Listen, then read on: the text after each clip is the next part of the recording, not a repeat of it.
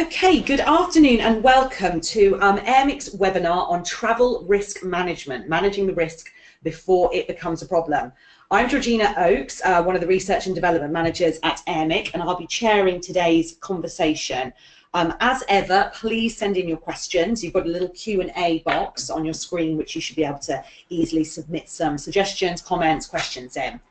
Today I'm joined by experts from International SOS and Control Risks. All the names are on the slide that you can see at the moment. We have absolutely bags to get through, so let's get stuck in right away. So, travel risk management, why are we talking about it today? Well, Airmic, International SOS and Control Risks have worked together to prepare a paper, a toolkit for risk management, as it were, on what to do pre, during and post travel. It also covers the legal duty of care that employers have to their employees when they're traveling as part of their work. And we have a number of case studies from real Airmic members on what they do, both in terms of getting their people ready to travel in the course of their work and what happens if they have a crisis. So why focus on travel risk management? Now, I'm aware, having surveyed and spoken to a number of Airmic members, that travel risk management and travel risk focuses is fairly low, on the radar of sort of keep awake at night issues, key concerns of our members. But obviously, as I mentioned earlier, there is a legal duty to look after your employees when they're out of the workplace in travel, whether it's in the same country or international travel. But there's so much more to it than that. There is a rapid change, both in terms of the threats around the world and also in the type of travel and the amount of travel. I'm going to hand over to Kate O'Reilly, who's going to discuss the changing threat landscape and the types of threats that people face. Thanks very much, Georgina.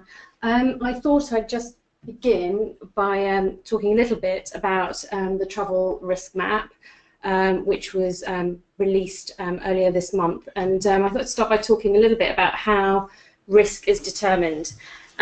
We look at risk from two aspects, from the medical and security side. The medical risk ratings are determined by International SOS Medical Information Analysis team, and they assess a range of health risks and mitigating factors. And these include infectious diseases, environmental factors, medical evacuation data, the standard of available local emergency medical and dental care, and access to quality pharmaceutical supplies, as well as the culture, language, or administrative barriers. Individual country medical risk ratings are determined via an algorithm, and they're based on many indicators with public data sources used, as well as knowledge from our International SOS regional medical directors. Each category, when assigned, is given a risk rating and weighted, so there tends to be more emphasis placed on quality and access to inpatient care than something like air pollution, which, although a health threat, carries less of a weighting for the risk categories. We also know that medical risk within a country can vary widely. For example, major cities may have lower risk, whereas remote or rural communities may have a higher risk. But an overall single rating is given for the country, and these variables are taken into account. From the travel security risk rating perspective, these are developed by International SOS and Control Risks and are based on current threat posed to travellers and international assignees. And factors they take into account are political violence, which can include terrorism, insurgency, politically motivated unrest and war, as well as social unrest, violent and petty crime. Other factors that they consider are the robustness of the transport infrastructure, the state of industrial relations, effectiveness of security and emergency services, and also things like the country's susceptibility to natural disasters. And they take all this into account to come up with a risk rating for the country. It doesn't mean that every risk for every country is present, but it's an overview and factors are considered before making the decision. Some countries and territories have also have a subnational risk zones, and these are parts of the country or territory for which the security climate is sufficiently different from other areas to warrant a higher or lower risk rating. It's important to note with this map that it's a snapshot in time. Medical and security risks are subject to regular review, but they do, in actual fact, only change infrequently. Drivers of both medical and security risk tend to be very slow to move. Healthcare systems take time to improve, and rarely, although with the hurricanes in September in the Caribbean, we did see catastrophic changes, but they rarely go changes unless we have either conflict or a natural disaster. And for politically stable countries, insignificant and low categories rarely change. Occasionally, countries are changed from high to extreme in response to security incidents or a major natural disaster again. And it's only if it radically changes the security landscape will these be changed. So by nature, the ratings are broad, and it may vary depending on profile, and I'm going to talk about that a little bit more. But it's an overview and a snapshot for people to use when planning journeys. For this year, there have been some changes to the risk ratings. Medical risk has changed in approximately 20 countries. There's been a deterioration in certain Caribbean countries as a result of the recent hurricane damage, and so many of these countries have gone from medium to high. And as recovery efforts start, then we may see them returning to their previous levels. And we've also noticed an improvement in Eastern European countries related to improved healthcare services and infrastructure. In travel security, APAC, the Americas, and the majority of Western Europe, risk ratings have stayed the same. And there's been a few minor changes. I think there's 7 countries in total where risks have changed. And so I'm just going to talk about potential threats and what these involve. I think as an employer it's important to recognise and address potential health threats from a health, safety, security and well-being of employees. Advanced planning will help mitigate the risk of potential hazards and will help to protect employees. Each time an employee travels, they're exposed to a number of risks, and although we've got them listed in categories on the screen, there is significant overlap. Medically wise, poor healthcare is one, but specific diseases, and in recent years we've had an Ebola outbreak in 2014 and Zika in Brazil in 2016, which have had major impact on our travelling populations, but we've also got specific diseases such as malaria that is a constant background threat, and something that actually, you know, we see a lot of cases, and there's always, you know, a lack of a risk assessment and a lack of people planning before they travel, that can impact, you know, their wellness while away. In terms of security, road safety, which links in with trauma from a medical point of view, is one of the largest problems. And actually, in terms of what affects our clients the most, it is road traffic accidents. And this kind of overlaps all categories, because when we look at kind of the psychological and individual well-being of a person, if they have a road traffic accident in a country and they're already feeling isolated and stressed, it's very easy to see how a situation can unravel with poor health care, not speaking the language, feeling very isolated, and people who are already feeling isolated travelling on their own, to then be put in situations like this magnifies all those feelings. And I think, you know, when things are going well, the background level of stress of people is always there, but when things go wrong, then these stress levels increase significantly. And I think well-being of, you know, our travellers is a really important topic at the moment, and one that, you know, I know that we as a company are looking at more, but actually is really important. So I'm just going to talk about how our workforce has changed.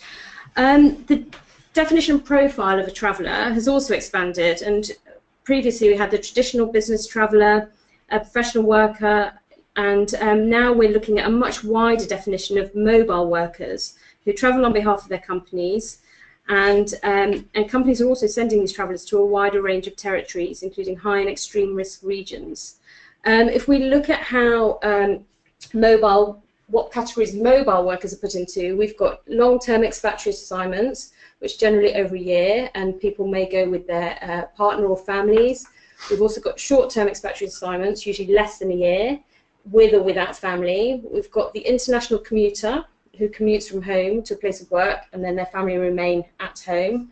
We've got a frequent traveller, who goes on frequent business trips but does not relocate, and then an occasional traveller who doesn't travel very often and may go on one-off trips and is actually not that experienced with travel. So as well as all these categories of travellers, we've then got individuals within these groups who are much more diverse than they've ever been.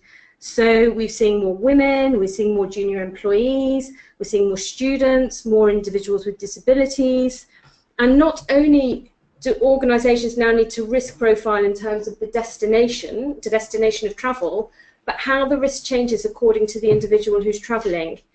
So it's not just looking at a risk map and going, oh, that country, you know, is a medium risk. It depends on the traveller, and it's really important to kind of risk profile in terms of the people. Someone who doesn't travel very often is very different to a frequent business traveller, and this should always be taken into account.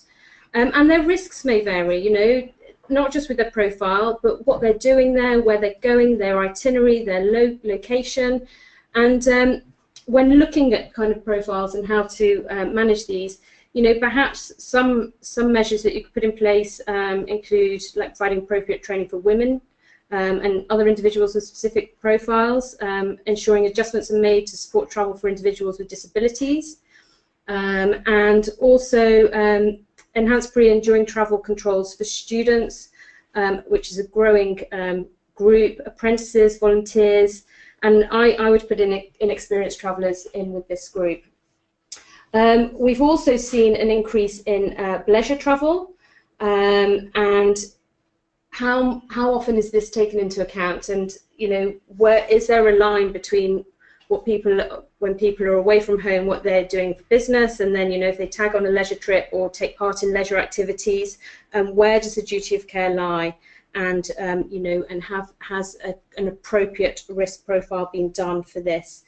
We've also seen a change in how people book their travel. Individuals are increasingly booking Airbnbs, and although attractive to the traveller, it is more difficult or more challenging for the company sometimes to keep a track, and taking into account and putting measures in to be able to do this is an important step in decreasing the risk. I'm going to hand over to Alex now, who's going to talk a little bit more about business travel and the perception versus the reality. Thanks, Kate. So we've talked about some of the key risks, and each time an employee travels, they're clearly exposed to a variety of health, safety and security risks. We also know that the frequency of travel is increasing. Over the last 10 years, international business travel has increased by 25%, and from 2010 to 2020, it's expected to increase by 50%. Kate touched on the changing profile of travellers. Very much in the past, it was just an international traveller, an expatriate. The profile of travel now is much more diverse and needs to be taken into consideration. And we also know that those employees are often now going not just to Tier 1 cities, to developed countries, they're also travelling to developing countries, to more remote locations, often to high-risk locations. So what is the perception in the market, though, in terms of the risks that those travellers are facing while on deployment? Ipsos Murray, the market research company, recently conducted a survey which looked directly into this. They asked a number of questions to, I think it was 670 managers across 70-odd countries, and these are managers that are responsible for the travel risk management programs for their specific companies. They asked a number of questions, such as, you know, related to the perception of risk. Have things gotten worse? They also asked questions related to their programs and what they find most difficult in terms of ensuring the safety and security of their employees. And some of the results were really interesting. So of those 670 managers that were surveyed, the global result was 63% believed that risks had increased over the last year. Interestingly, compared to last year, that's a drop in 9 points. Last year, the result was 72% of global managers believed that the risks had increased. And what we saw from that is there was a big difference actually between regions.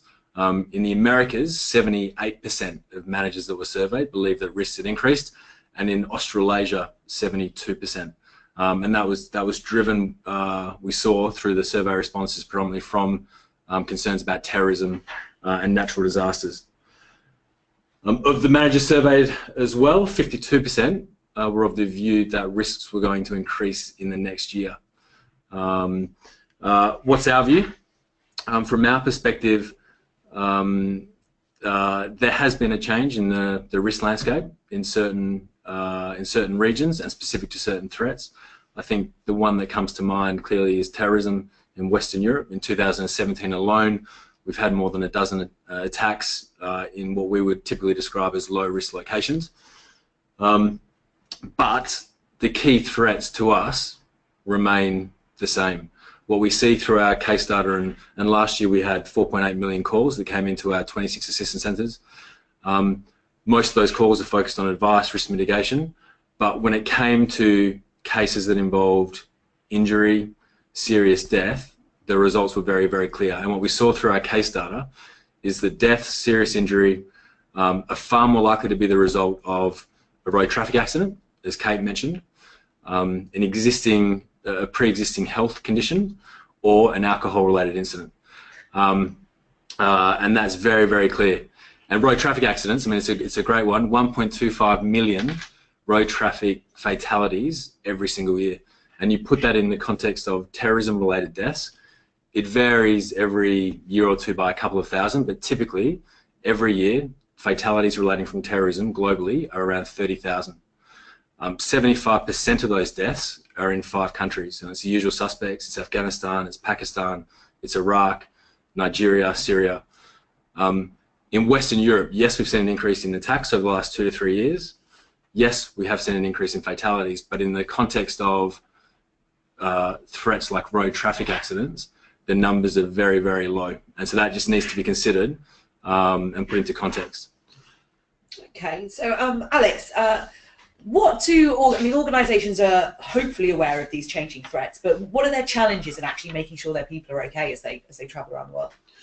So the good news is that companies are on alert, and they have put increased measures in place over the last 12 months, and we have seen a definite improvement in the travel risk mitigation measures that companies are putting in place.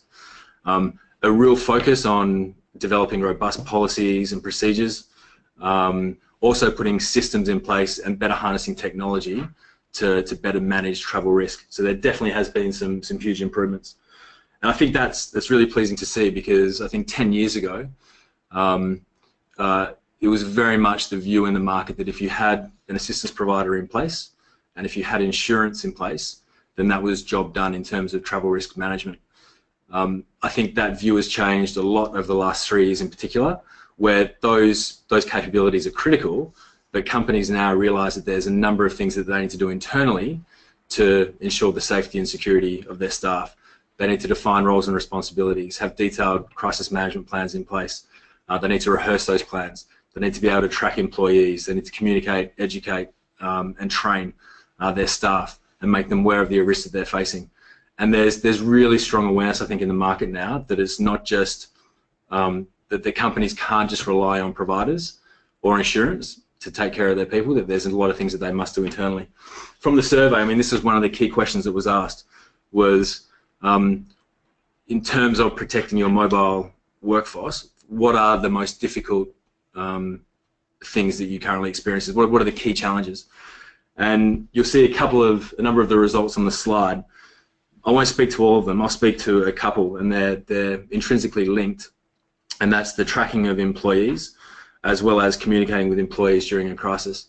And I think this is something that's come to the fore over the last 2 years in particular, given the increase in terrorism-related events globally, but with a focus on Western Europe.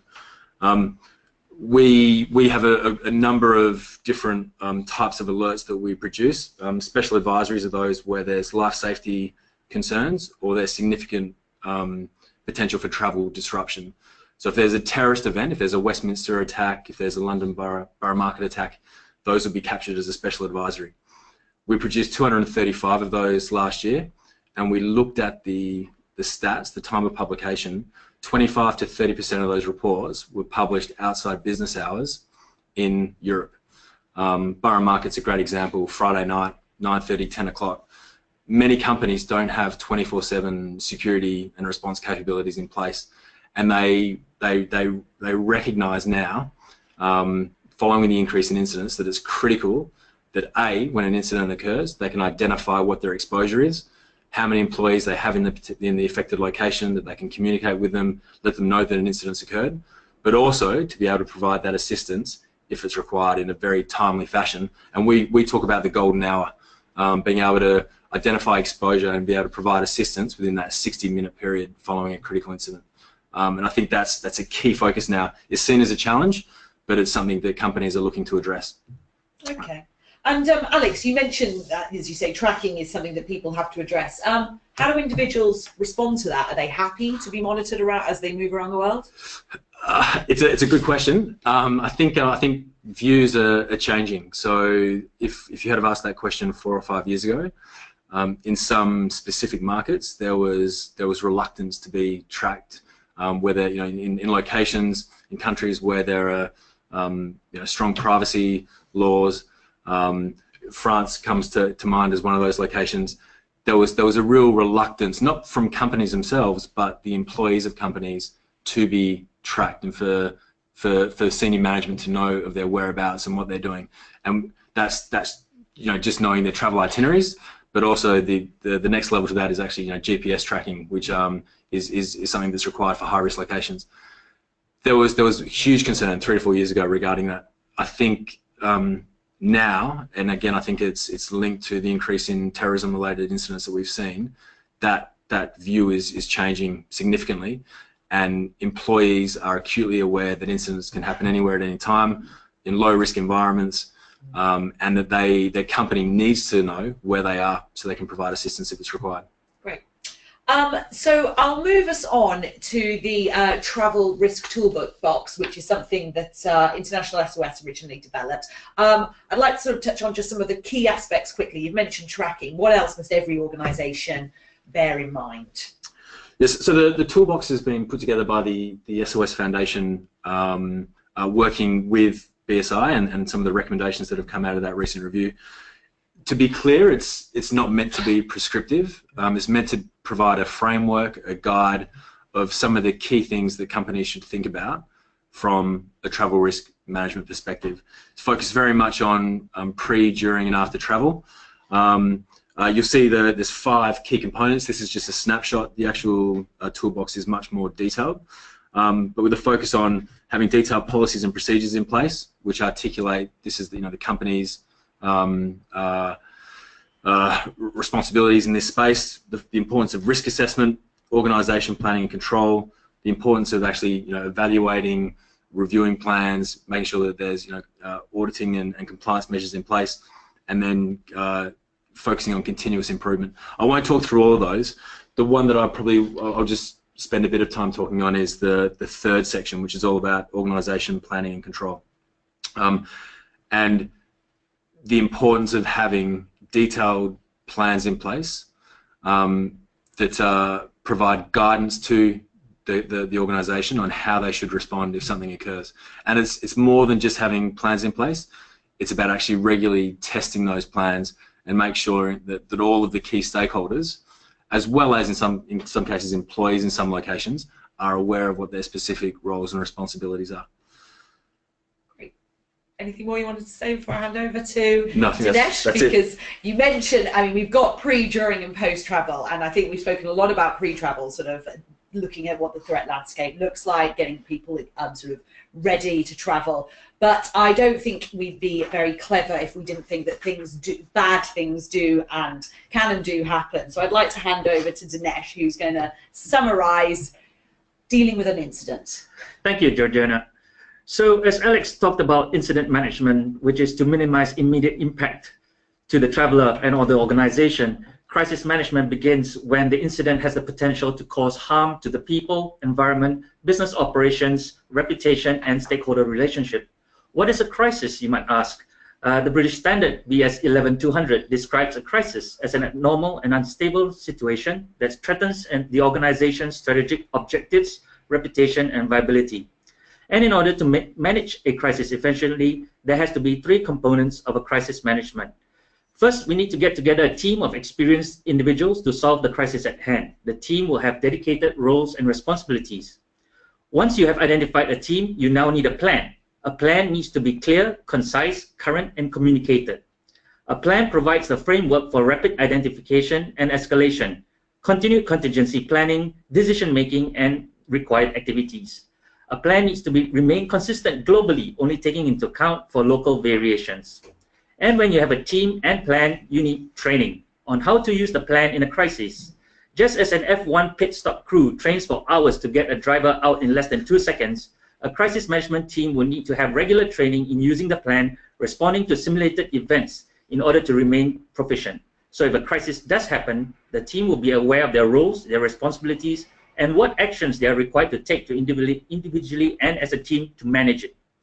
For example, when Burkina Faso experienced a coup in September 2015, which saw major protests by civilian populations and intermittent closures of borders, how would an organization decide to evacuate their employees? Now, a crisis management team will need to be convened to decide on how to get their employees out of the country. Various roles in the team will have tasks allocated to them by their functional group, such as the finance team, dealing with costs, HR, visa applications, next of kin notifications, and accommodations to third-party sites, security, safety of personnel, and in-country business operations, and legal, the implications of any decisions made. This structured approach will be led by a facilitator and chaired by the leader, while all decisions and actions are recorded by a log keeper. When we look at a plan and how a team uses it, we look for the following points. Using the RACES acronym, the things we look out for will be report or notify. Is there a procedure for notifying an escalation of a crisis? Does a phone number exist? Who does it lead to? And do employees know it? Early notification is vital for the assessment and subsequent effective containment and management of a potential crisis. It is also important when reporting a crisis that information about what the crisis is actually captured. In basic terms, what happened, when it happened, where it happened, who is impacted by it, and if known, why. Once an incident is reported, you would need to assess its severity. A guide is used to evaluate its impact and the severity. Given time pressures in a crisis, the assessment guide is always handy when it comes to assessing an incident's impact. This will also give you guidance on when you declare a crisis. Once the situation is deemed a crisis, an organization would need to bring together the most suitable group of individuals to manage the crisis. These individuals will bring together their functional expertise, which will help the crisis team leader make effective and sound decisions. The team will meet either at a physical location or virtually, taking into account out-of-hours, resilience of communications, and available technology and alternate sites. Now, once the team is convened, they will need to execute a meeting to decide on how to respond to the crisis. The crisis management team will analyze the information and its impact on the organization and discuss actions required. An efficient process is to have a meeting agenda in which the facilitator will run through, covering what information is known, the objectives, possible scenarios, delegation of tasks, key messages, and decisions made, and round off with the next time to meet to reassess the crisis. And once the incident has been deemed resolved, it's important that an objective review is carried out in order to examine and assess the event and actions taken during the crisis. The review should be used to examine the practices and processes. The experience, both positive and negative, should be used to refine responses and associated procedures to improve future capabilities. And lastly, we have support systems in place, such as the crisis management software for coordination and logging of events, the mass notification system, which aid in accounting for staff, and the interoperability of systems with other teams. Wow, well, that is a lot for our members to be aware of in terms of getting ready for having their people travel and dealing with an incident. thank you, everybody. We are unfortunately out of time, and I think we've barely scratched the surface today. We have another webinar where we want to sort of look at these crises in a little bit more detail and come up with some examples of how organisations have responded to the incidents that they face. Currently in the diary for 14th of December, but we're looking to possibly move that into the new year to tie in with some work that International SOS and Control Risks are doing to make sure that it is up to date as possible. But I will keep all of you members advised on that one. In terms of today's webinar, if you do have any follow-up questions, as we barely got to be able to answer any today, you will see that I've put the emails of our speakers on the slide deck, and I will be emailing out this audio to everybody who has dialed in. So thank you all, thank you to the speakers, and thank you to those who dialed in, and I'm sure I'll see you soon. Good evening.